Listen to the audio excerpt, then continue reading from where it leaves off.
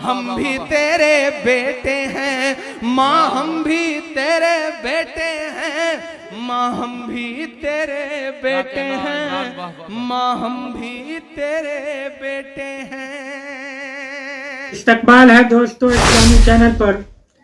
सुनेंगे दोस्तों इमरान प्रतापगढ़ी की दर्द भरी नज़म। इससे पहले बता दूं, उत्तर प्रदेश के मुख्यमंत्री योगी आदित्यनाथ वह दिन भूल गए जब वह इसी पुलिस की वजह से संसद में फूट फूट कर रोए थे। अजय राय यूपी कांग्रेस अध्यक्ष। आइए दोस्तों पहले सुनेंगे इमरान प्रतापगढ़ी की नज़म। तो आपसे गुजारिश है वीडियो को लाइक और चैनल को सब्सक्राइब जरूर कीजिए।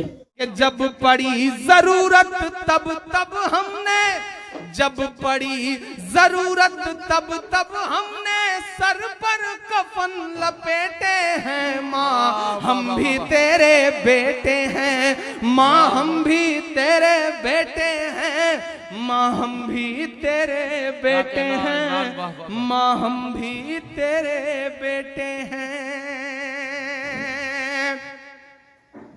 माँ हम अपने नन्हे पैरों से चलने की कोशिश में हैं, क्या कहना, वाह वाह। माँ हम अपने नन्हे पैरों से चलने की कोशिश में हैं, इस रंग बदलती दुनिया के संग ढलने की कोशिश में हैं। हो मुसलमान तो क्या उसकी भी जान तो जान ही होती है।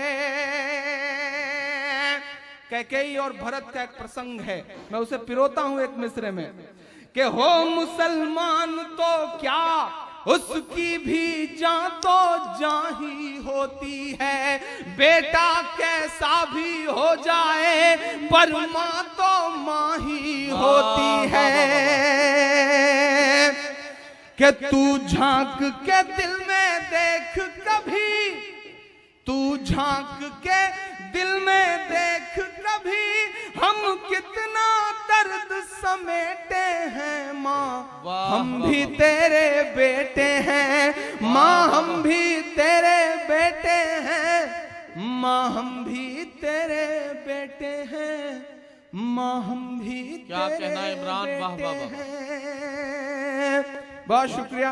मैं 4 मिनट की एक अपने दिल की जुड़ी नज्म पढ़ता हूँ। बताओ मेरा बाप लौटा सकोगे, बताओ मेरा बाप लौटा सकोगे, बताओ मेरा बाप लौटा सकोगे, बताओ मेरा बाप लौटा सकोगे। लिए सर पे सच की रिदा कह रही है, लिए सर पे सच की रिदा कह रही है, वो अश्कों को करके विदा कह रही है, वो अश्कों को करके विदा कह रही है। टपकते लहू से भिगो कर के दामन ये अखलाक की साजिदा कह रही है। कि भरोसा जो टूटा है इंसानियत से, भरोसा जो टूटा है इंसानियत से, उसे किस तरह आप लौटा सकोगे, बताओ मेरा बाप लौटा सकोगे, बताओ मेरा बाप लौटा सकोगे। जिस दिन का ये हादसा है उसके 3 दिन बाद दिल्ली के जामिया यूनिवर्सिटी में मुशायरा था। केजरीवाल साहब मेहमान खुसूसी थे। मैं माइक पर खड़ा हुआ तो पीछे से नज़्म पढ़ते हुए मेरे शायर दोस्तों ने कहा, आज़म भाई कि इमरान साहब यहाँ सोच समझ के पढ़िएगा, यहाँ से आवाज़ वहाँ तक जाती है। मैंने कहा यही तो मैं चाहता हूँ कि मेरी आवाज़ वहाँ तक जाए। आखिरी बंद पढ़ता हूँ इस नज़्म का साहब, बहुत जल्दी जल्दी मैं काम लेता हूँ। भरोसा जो टूटा اے انسانیت سے اسے کس طرح آپ لوٹا سکو گے؟ بتاؤ میرا باپ لوٹا سکو گے؟ بتاؤ میرا باپ لوٹا سکو گے؟ وہ گاندھی کہ اس دیش سے کہہ رہی ہے، وہ نفرت کے پریویش سے کہہ رہی ہے، وہ گاندھی کے اس دیش سے کہہ رہی ہے، وہ نفرت کے پریویش سے کہہ رہی ہے، سیاست کے معصوم چہرے بھی سن لیں۔ الرحمن الرحیم۔ حضرت عطا بن یسار رحمۃ اللہ علیہ سے روایت ہے کہ ایک شخص نے رسول اللہ صلی اللہ علیہ وسلم سے پوچھا، یا رسول اللہ، کیا میں اپنی ماں سے ان کی جائے رہائش میں داخل ہونے کی اجازت طلب کروں؟ آپ صلی اللہ علیہ وسلم نے ارشاد فرمایا، ہاں۔ اس شخص نے عرض کیا، میں ماں کے ساتھ ہی گھر میں رہتا ہوں۔ آپ صلی اللہ علیہ وسلم نے ارشاد فرمایا، اجازت لے کر ہی جاؤ۔ اس شخص نے عرض کیا، میں ہی ان کا خادم ہوں، اس لیے بار بار جانا ہوتا ہے۔ آپ صلی اللہ علیہ وسلم نے ارشاد فرمایا، اجازت لے کر ہی جاؤ۔ کیا تمہیں اپنی ماں کو برہنہ حالت میں دیکھنا پسند ہے؟ اس شخص نے عرض کیا، نہیں۔ آپ صلی اللہ علیہ وسلم نے ارشاد فرمایا، پھر تو اجازت لے کر ہی جاؤ۔ قبیلہ عنزہ کے ایک شخص